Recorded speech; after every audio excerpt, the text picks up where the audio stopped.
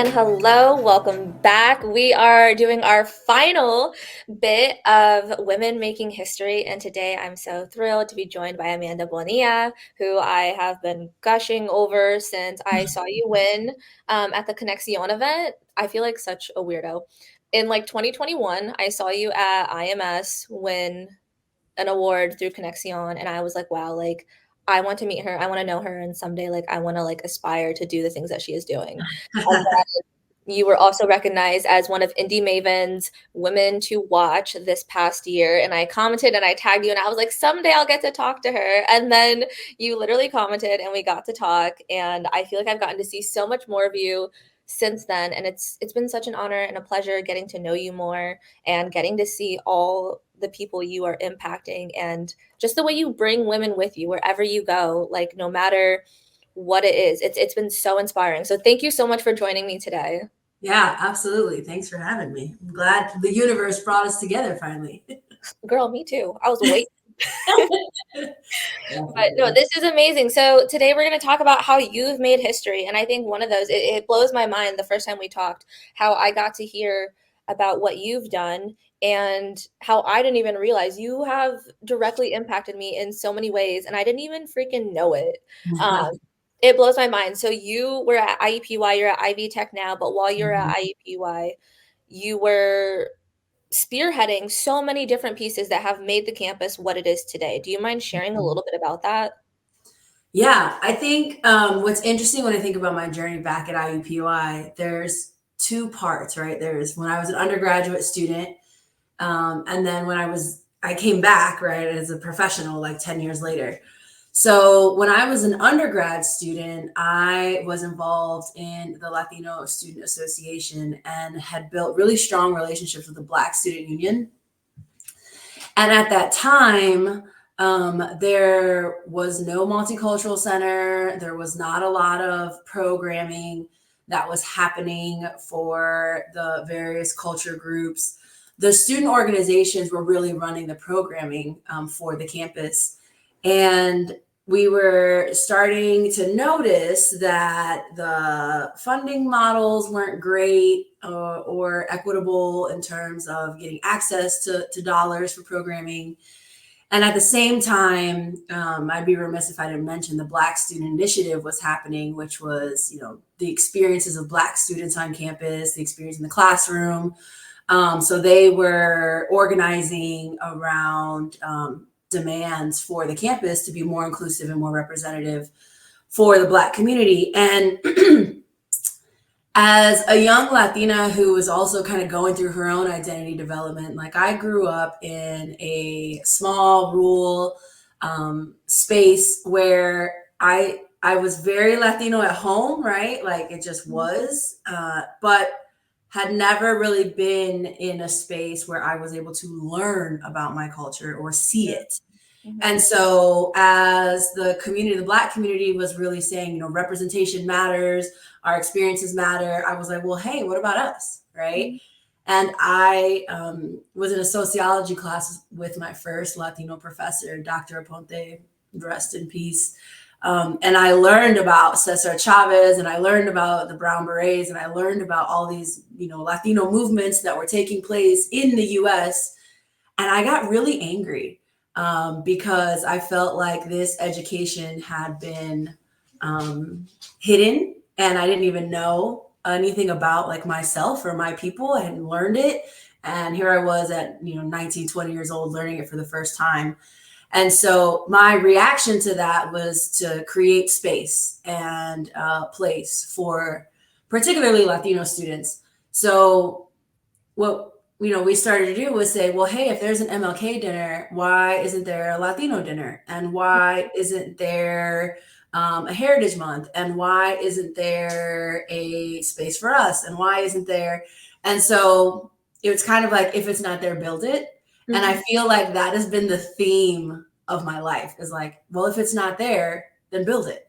So we started the Cesar Chavez dinner, the Cesar Chavez Day of Service, Gamma Phi Omega chapter, the Latina sorority on campus. We started that. And we started the the multicultural center. At the time, that was just a space. There was no multicultural center. So that was kind of my first round of, activism and student activism at IUPUI. And then I came back probably a little like less than 10 years later as a professional, Mhm. and started the social justice scholars program, and instituted a lot of things that are still there. So started the tunnel of oppression, started the social justice symposium, and same kind of thing. We've got students that are interested in learning more.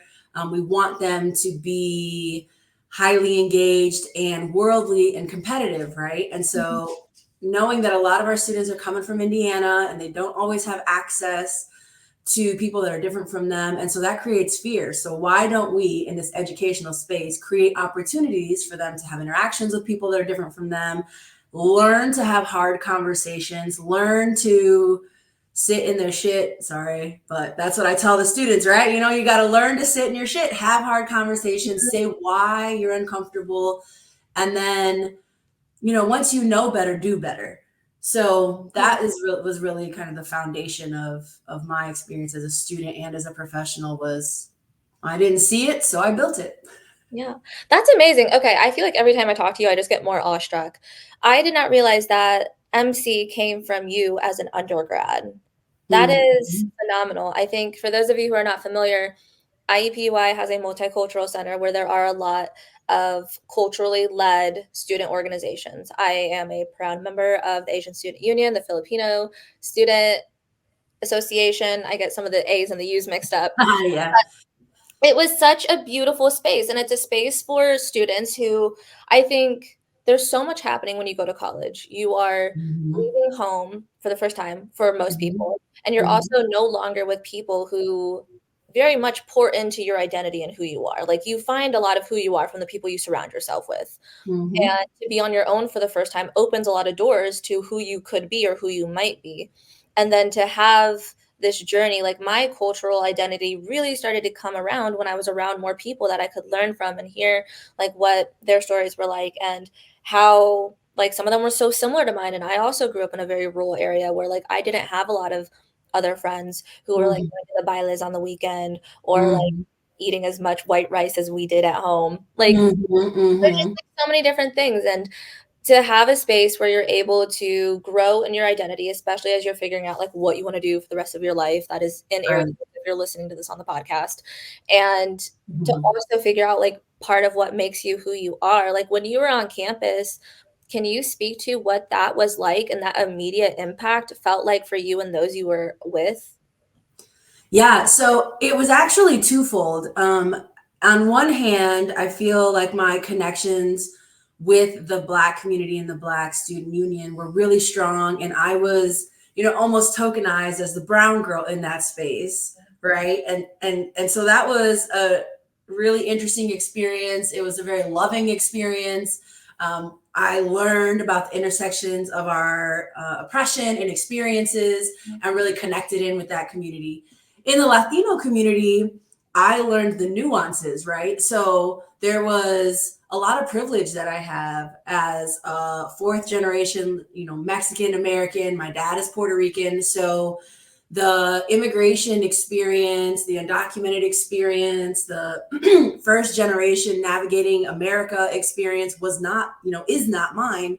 Mhm. Spanish is not my first language. So as a 5'10", light skin, white sounding Latina, I had to really navigate those spaces and learn about my privilege that I held, even amongst my people, right? And Mhm. so I think that those were really jarring, and some of them were not pleasant.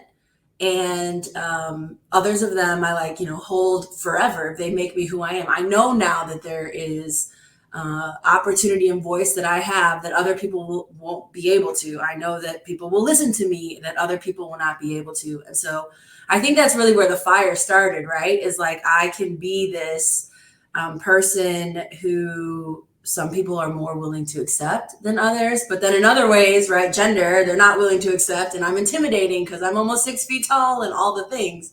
And I'm not quiet. So that makes people uncomfortable. So I think that as an undergrad, that experience, the duality, right, of understanding who I am and understanding my privileges and understanding the intersectionality of people of color and our lived experience, it really just became all encompassing for me. I mean, I changed my major to sociology. I wanted to understand groups, why things are the way they are, and it's kind of become my life's work as a result. Yeah, and I mean, we can definitely move into like how that's transpired today. And you talk about if you don't see something, you build it. And I think that that's such a beautiful sentiment because like any one of us can really build something. Like if you know that there's a gap, like you can bridge that gap, like you can be part of it. Maybe you can't do it on your own or like whatever, but like there is 100% space for us to do that. And I think that that is so incredible and so encouraging to hear from you having done it and then continuing to do it in these different settings. And I want to get into We Brunch, but I also want to recognize I had the honor of introducing you for Pass the Torch for Women Foundation's Mm. International Women's Day breakfast a couple weeks ago. And you you had the opportunity to bring people with you and you brought all these students and I'm sure much to their chagrin you had them stand to be recognized so people could Yeah, see them. But I also think that not only bringing people into spaces, but like wanting to introduce them and get them immersed and get them connected, especially like in professional settings, is so key. And so for you to have that microphone and be able to say, these are people that I'm bringing with me. You should know them. They want mhm, to know you. Like that is so empowering because I think that them having you in their sphere they're getting to see you do things that will help them empower others, get to see like how to present, how to make an ask, and yeah, just do all these things that will move them forward. And for you to bring them, like there were two tables, I got to sat with a couple of them, and I think it's amazing. And I am just continually like I'm giving myself chills thinking about all the things that you do. And it's absolutely amazing and incredible because I think a lot of the times as we grow, sometimes we forget how to send the elevator back down or how to bring a hand up, mm, bring people with us. And you do it so effortlessly and you do it in a way that makes the hard conversations not comfortable, but like yeah, more approachable. And you can have them without feeling like immense amounts of guilt because like you said, like once you know something, you can learn from it and then you can do better. yeah. And you brought up one of the conversations when you first launched We Brunch with the tickets. Do you mind sharing about that? Yeah, I want to make a comment about the breakfast that you said. The Something that's really important that I'd be remiss if I didn't mention in this interview is that I had the opportunity to grow up intergenerationally. So I grew up with my great grandmother and my grandmother, and I'm the oldest of like 25 grandkids on my dad's side. And so for me, I really, really lean into intergenerational connectedness. Like, Mhm, I am nothing if I don't have the wisdom of the people before me and I don't have the spark of the people after me. I just feel so connected in that way. And I think it is extremely important. You'll oftentimes hear me say we, not I, because there are people rooting for me. There are people that came before me. I open the brunches every time with saying we are our ancestors' wildest dreams because I truly believe that. mhm, And so that is a value that I hold. Connectedness is one of my top five strengths. There were people that brought me along that into spaces that I never even knew existed. And so I just have this really strong core sense of responsibility to be able to do that for other people. Because I think without each other, like we have nothing. It doesn't matter if I have all the things. If my neighbors are starving, right? I'm still not winning, and I right. just believe that so wholeheartedly. So yeah, I just actually started that Indie Women's Initiative at Ivy Tech and was able to bring those girls along, and they were freaking out. I made them stand up, but a lot of them got opportunities and they, had their LinkedIn pages Yeah. ready to go. We did that before we went, and they were able to connect with people. So yeah, I appreciate you highlighting that because I Yeah. think it's important to be connected in that way. That's phenomenal. And I think too, yeah, this was my first We Brunch that I got to go to. And when you said we are our ancestors' wildest dreams, like I have started working that into like not my affirmations, but like reminding myself of that because it's so like we're not doing things for us. We're not doing things for the Mhm. sake of the glory or whatever it may be. Like we are doing things because of the people who came before us and Mhm. the path that they have started to lay that now we get to run on or walk on or wherever we're at. Absolutely. And Absolutely. that path is going to be clear for those who come after us. And I love, love, love that you said that. And I'm so happy you brought it up. I was going to loop it in later as well, because that is just such a key, like, that phrase. I love it so much. I want it everywhere. I want to on the walls. I want to Yeah. tell my kids that whenever I have kids someday. Like, I just Yeah. want people to hear that and know that, because it's not only acknowledging like what you are doing now and the impact that it has, but it's also, I think, something so comforting and reassuring in those times when you're like, what am I doing? Mhm. Where do I go from here? Mhm. Whatnot. So Mhm. love I love that you say that. Awesome. Yeah. No, I'm glad it resonates because it resonates with me a lot too. Girl, when you said it at the brunch, there was like a collective like everyone felt it. It was so good. But yes, so let's talk about We Brunch, because Yes. Women's Equity Brunch Indianapolis, you is this the third year? Is that right? Fourth year?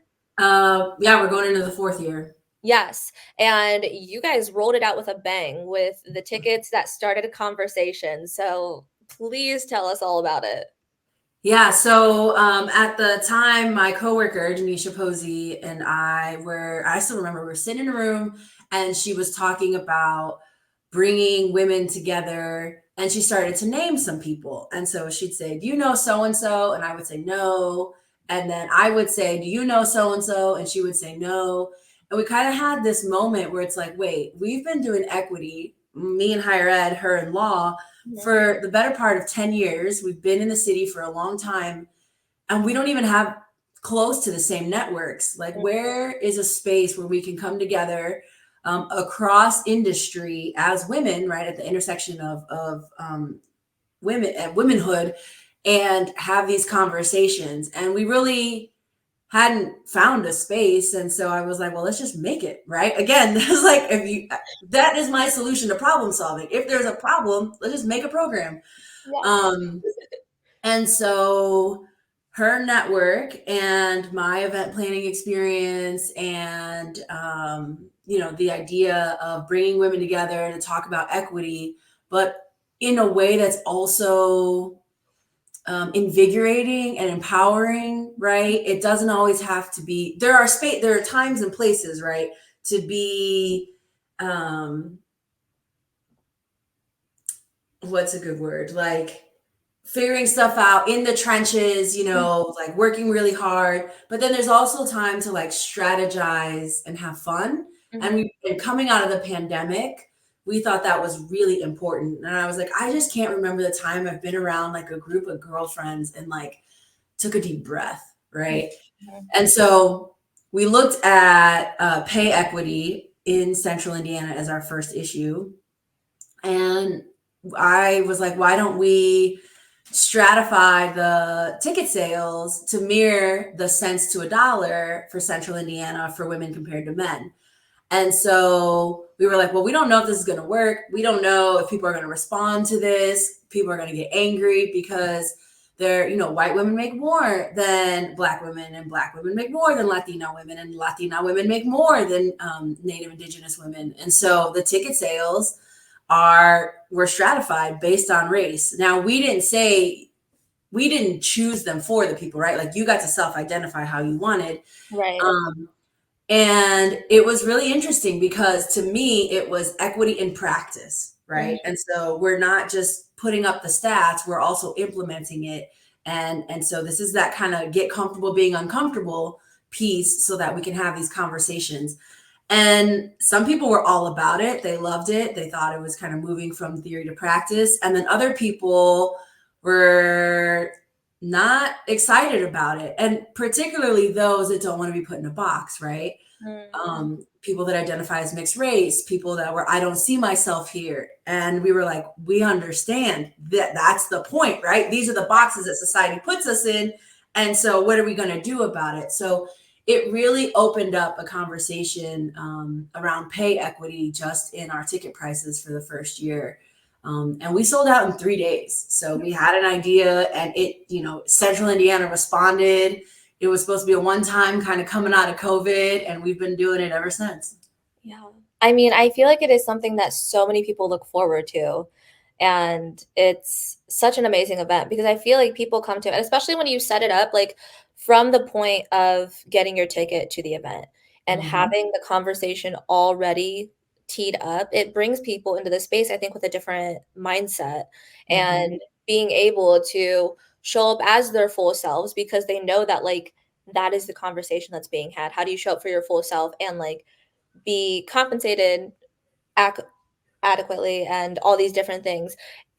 I also think it allows people to, like, ask questions and Hmm. talk to people that they don't normally talk to maybe because you're bringing all these different intersectionalities from race, background, and industries, like you said. I think that that's something even that isn't talked about enough is like the way that we don't always connect with people Hmm. outside of our industry. I feel like once you get into your career, you kind of end up very siloed in that Hmm. way. And so I love that it's such a dynamic event that you host each time because it's taking all of these different components to it. At what point did you guys realize that this needed to be more than a one-time thing? I think when we started to get messages from a bunch of people that were like, wait a minute, it's sold out. I want to go to the next one. And we were like, next one? Okay, I guess there's the next one. Um, and I think when we realized we really just hit the tip of the iceberg, right? So there was clearly a need and there was value add for having the brunch. And so that next year, we actually did three. We had to figure out our sweet spot. We went from one to three. Mhm. And, I've shared this with you before, like the brunches are side hustle, side hustle. And so we're like, okay, that's too many. So now we've got a really good rhythm of one in the spring and one in the fall. But the topics are vast, right? And I think now it is a very critical time to be a woman, and particularly a woman in the US. And our existence is wrapped up in politics and policy. And there are just so many opportunities for women to come together to A, feel valid, B, build their network, and C, learn a little bit more about what's going on at the intersection of equity and gender. And so that's really like why we keep going. And even when I think about not going, the things that I hear, the smiles that I see, it's so invigorating. And women are better. I feel, this is a sociologist in me coming out, where I feel like our culture in America has really sold us individualization, right? Like, what are you going to be when you grow up? How much money are you going to make? What are you doing? And the truth is, we are social creatures and Mhm. we do better in groups. Yeah. And, we are able to be more creative. We're able to be more seen. We're able to just all the things. And so if we can create those micro moments, right? It's a Sunday, twice a year, where you're able to feel that and feel the power of community, then you'll be able to kind of recreate that with your own board of directors. That we are as strong as the people we are around us and who we surround ourselves with. And so I think we kind of push back on this notion of it's just me and my success, and really, who are my board of directors, right? Who's my tribe? We've heard that a lot Mhm. of women that can like hold me accountable or bring me new knowledge, or have the tissues or have the drink, or whatever we need, right? I think that Yeah. that is really what inspires us to keep going. I love the spaces that you've created where people can be met where they are, like you just said. If you need a drink, if you need the tissues, whatever it is, like we've got you. And on the flip side, I think there's also a lot to be said. I think, like you said, it's a very like pivotal moment like for women right now, especially in the US. And I think that there's also this huge mindset shift that is going across the board. Like we're talking like 4-day work weeks. We're talking Mhm. about like work-life balance. Like, is there balance? What does that look like? How can Mhm. you build the life you want to live while like pursuing like dreams, but like also productivity, not defining your worth, and all of these different things that are so different than like what it has been in the past. At the same time, I also have seen more women stepping up and not taking responsibility, but acknowledging all that they've done and accomplished. I was on a Mhm. call earlier and we were talking about how women are often praised for being able to do it all, but we're like, Mhm. we're so tired. Like, Right, thank you right. for the accolades, but also we're like, we're tired. Like, we want to like find a way to make this work better for us and these different things. And I love that when I am honestly, when I'm in spaces that you are also in with the people that you bring to those places and spaces, it is full of women who are proud of what they've accomplished and proud to own it with that little piece of individualism, but also Mhm, mhm. so proud to recognize the people standing behind them, the people lifting them up, the people who have brought them up with them in different ways. Because I think that there is like this very much a balance. And Absolutely. growing up, like I'm first generation, my dad is from the Philippines. I'm like first and a half. My mom is first generation, her dad is from Mexico. So it's like this interesting Right. dynamic growing up. But like in the US, it is very individualistic. And like in Asian culture, it's very collective. It's like for the family, for the group, like all together. And Mhm. being here and seeing that shift and like trying to find that dynamic in like family and work and expectations, especially as like the kid who like somebody traveled to have to give them like the most opportunity, the most Right. potential as possible. It's been really interesting, and I think there's been a lot of conversations that I've been having where a lot of people younger in their careers or women in general wanting to like understand that narrative and like take it back and like make it their own. And I Mhm. think that you've been cultivating these spaces where people are able to do that and do it with other people, because I think that Mhm. can be a really lonely journey if you don't have that board of directors or have your tribe to build you up and to help you understand some of that. What has what has your identity journey been like as you have Mm. created it for other people, but also like been on it in your own way? That's a loaded question. I think for me, most recently, I am learning to kind of step into the spotlight. I do not enjoy it, surprisingly. Um, I I think I'm so collectivist that sometimes I forget that I am the leader of the collective. And my board of directors, I've got a couple people right now that are really pushing me into that space. And I am so grateful to them. So, so grateful. Where it's like, yes, girl, this is all the people that you've been working with, but it's you. You're the motivator, you're the coach, you're the leader. It wouldn't exist without you. Mhm. And that has been a learning journey that I've been on for the last couple years. And it's a little uncomfortable, right? I'm not going to be, I'm not going to not say that it is. It's a little uncomfortable to kind of step into that space. So I'm grateful to have people that push me. I thrive so much on critical feedback. Like if we're not having real conversations and you're not checking me, then you don't love me.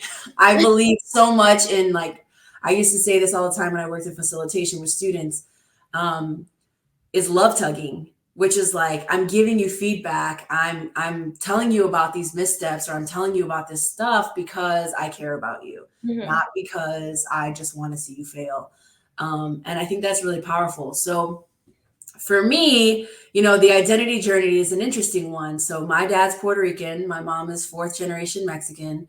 We're from Northwest Indiana, proud region rat, where the mayor is Latino and the teachers are Latino, and a lot of the Latinos don't necessarily speak Spanish as a first language. There's a lot of Mexicans out there. It's driven by blue collar steel mill industry, and that's where my parents are from. And so I never like questioned if I was Latina. We spoke Spanglish, and like I said, I had my great grandmother, my grandmother around. I just was, until my father moved us to rural Indiana, a small farm town, and we were the only ones, the only Latinas out there. I have a younger sister.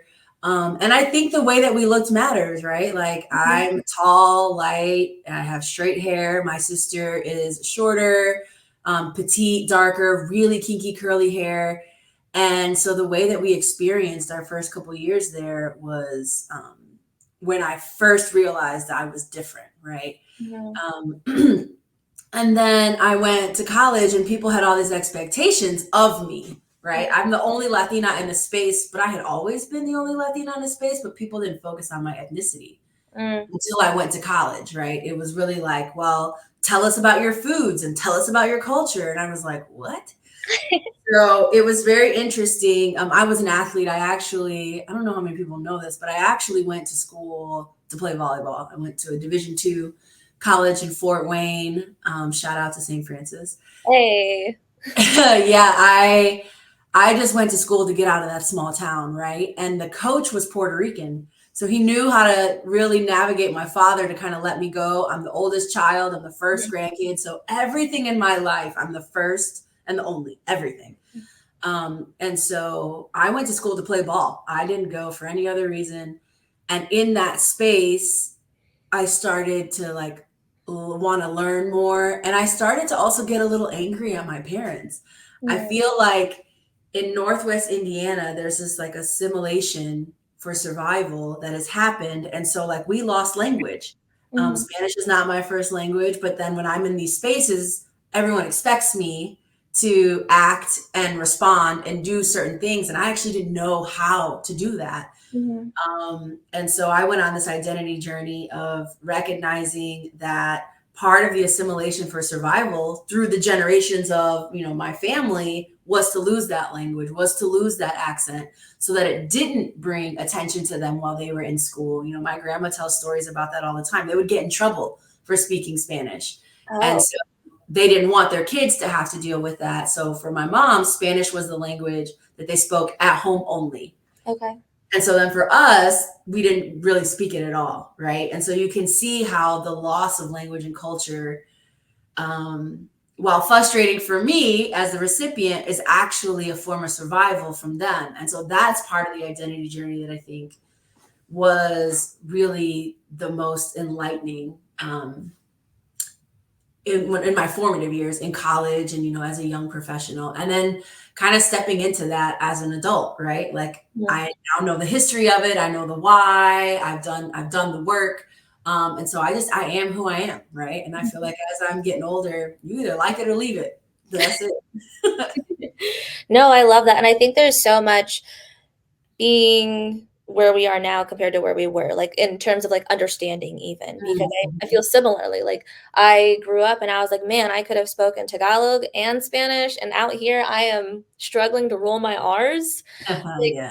what's up with it? And then I think about it and I talk with more friends whose parents have also immigrated and understand that the assimilation is part of survival. It's not wanting to abandon your culture by any means, but I think Mhm. there's also acknowledging that like where they came from might not have been the best memories. Maybe it's stuff they don't want to talk about or lean into right now. They want to focus on like the opportunities ahead of them and like what potential there is to come.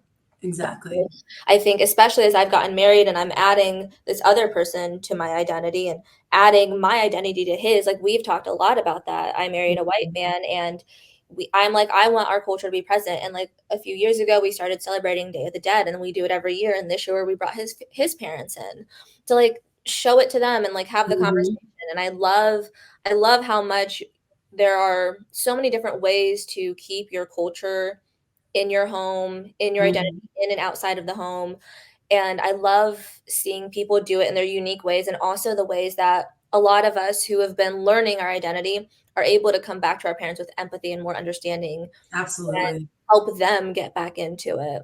Start Mhm. conversations about it. I realized I didn't ask my dad enough questions. And so like I've been asking him a lot more questions and trying to gauge like, do you want to talk about this? Do you not want to talk about this? Right, right. Talk about food, we'll talk about food. Like that's fine. Um, Right, right. but it's been really cool, and I love hearing your experience with it, especially having a younger sister, because I think as an older sister, we often take a lot of that on. Mhm. So before we wrap up and dig deeper, I Yeah. would love to hear from your perspective, how do you see yourself making history? Oh, I think by planting seeds, right? I think you are part of my history, even hearing what you shared. I think uh, what I set out to do is not necessarily make history. What I set out to do is use the tools and gifts that have been bestowed upon me to make it easier for the people that come after me and as affirming as possible, right? When you know who you are, when you see yourself in spaces, you then are able to focus on other things. And so everything that I've done has really tried to either create opportunities and spaces that I didn't have that I needed, and I now have the privilege and power to do it. Or, to hear even like what you're saying with the multicultural center or different programs, like I didn't know what those were going to turn into, but they were what I needed. Mhm. And so I think I am making history by really creating the things that I needed that also happen to be the things that a lot of other people need as well. And I hope to do them, and it all outlast me, right? I am just the vehicle. And when Amanda's gone, all of this stuff still exists.